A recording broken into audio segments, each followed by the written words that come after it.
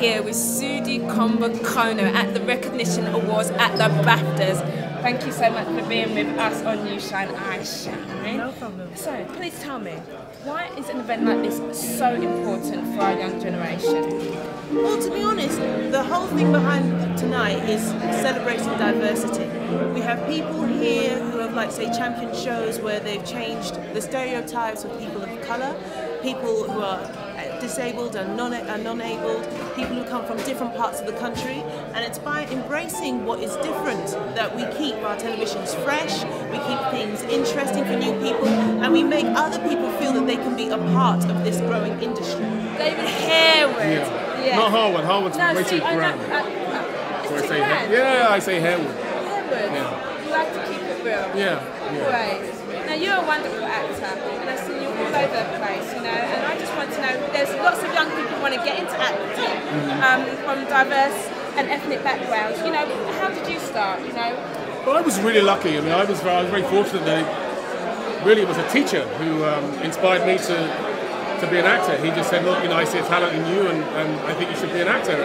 So I was very, very fortunate. And when I came into the industry, there were hardly any black actors. I know.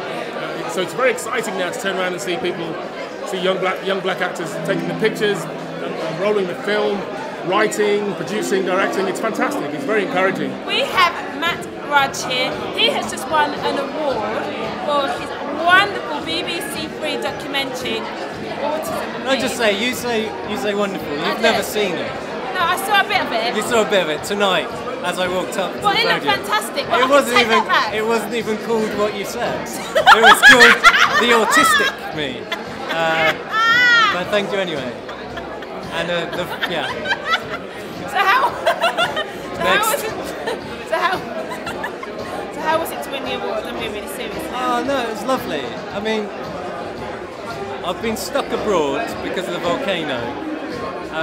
And the follow-up to the documentary was on tonight, and so I was really worried I wasn't going to be in Britain to get it. And then I thought, do you know what? I've never won anything.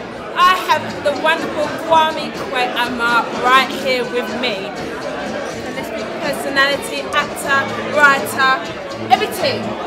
Is that what you're everything, man? Well, you know, we're all everything people. It's true. It's true.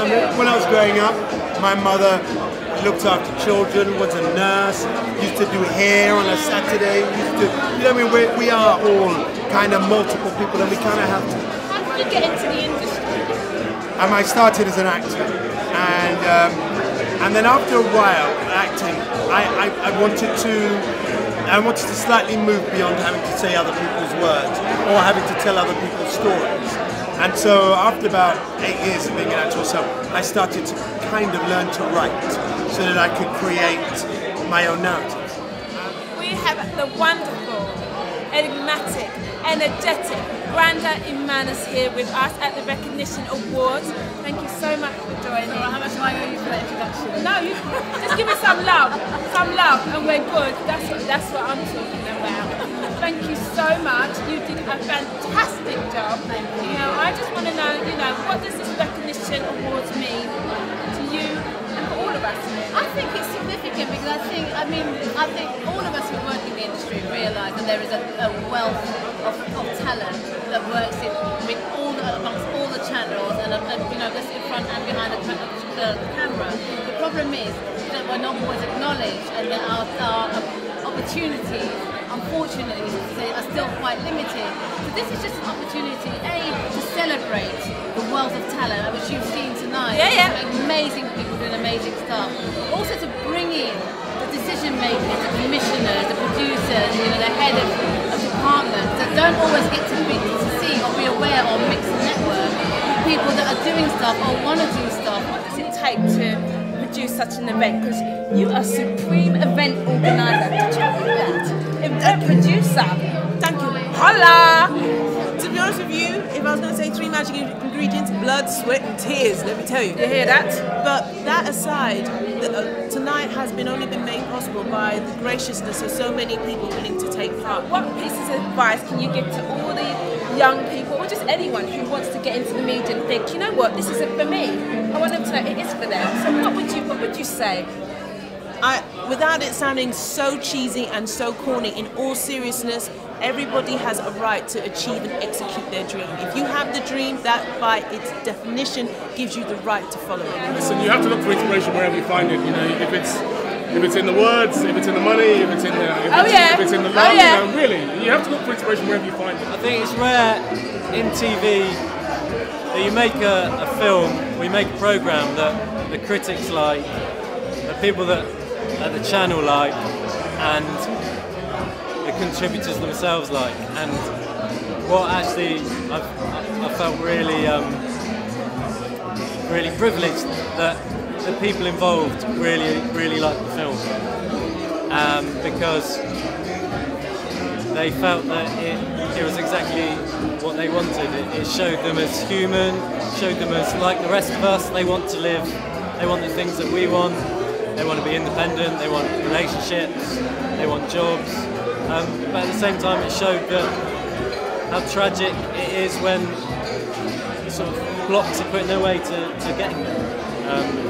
So I know one of them who felt lonely is now really popular on Facebook because he was on it, and people that bullied him at school wrote and apologised to him. Oh really? Yeah. So it's nice to have done something that makes a difference, even if it's tiny. Maybe tiny to you, but for him, it's a great thing. So you probably don't realise how much of a role model, or maybe people have told you along the way, and what inspiration, especially for young black women like myself, who, you know, we're not seen anywhere. How was it? Was it easy for you to get into the industry, or? I don't think it's easy, really. Easy is not the right word. Yeah, what I think I've been fortunate about is that my work's been consistent. I know so many people have come in and done some really good stuff and then had nothing else to go to. So I'm proud of the fact that I've never been unemployed and I've been consistent on that level. But that doesn't take away from the fact that it's really been hard. And when it's looked like I'm doing the best work ever, or my profile's really high, it's usually when I'm having my toughest challenges. And that's what people forget. You're a cog in a big wheel, and you have to seize the opportunities. The fact that it's so daunting keep you from pursuing your dream. Particularly in this industry, you know, no one ever told me I could be an actor. And the fact that I'm standing here in BAFTA, beautiful women interviewing me all the time, it's just fantastic. Someone young, get that energy to do it, because you've had a lot of help along the way. Yeah, I have, and I think it's always very difficult to say how. Because in this world, I think there is a combination of talent and luck, being at the right place, meeting the right people, but more importantly, having the right people support you at the right time of your development. Make sure that you nurture your talent so that it can be a clear articulator of your passion. My greatest bit of advice is that persistence overcomes resistance. Is what something I've kept all my rejection letters. And I know it's quite hard when you get them, you think, but you know, every disappointment is usually a blessing. If you didn't get that job, it wasn't meant for you. I believe that the universe operates in the way it does, and your time comes. But the biggest thing now, I think, because it's such a competitive industry, we all think, well, I want to do this and I want to do it. It doesn't work like that in this industry, darling.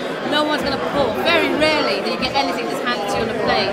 So I think the best advice is A, to be persistent, B, have clarity of purpose, know what you really want to do, and focus, have real tunnel vision focus on that. Nurture your craft, get to know your craft, do things for nothing, gain experience, networking. You know what they say in this industry, it's not what you know, it's who you know. Who you know. There's a lot of that. But also, you want integrity, so you've got to be good at what you do. You have to work hard, and you have to hone your craft, you have to get to know people, and you have to just create your own opportunities, because they don't come on the plate anymore. Those days are gone. Gone. Thank you, Brenda, because you are right here with us now. And what a great piece of advice, to make sure you listen, you take word, you take heed, but also make sure you always have a celebration. Are you ready to dance? Of course I am. Yeah, man.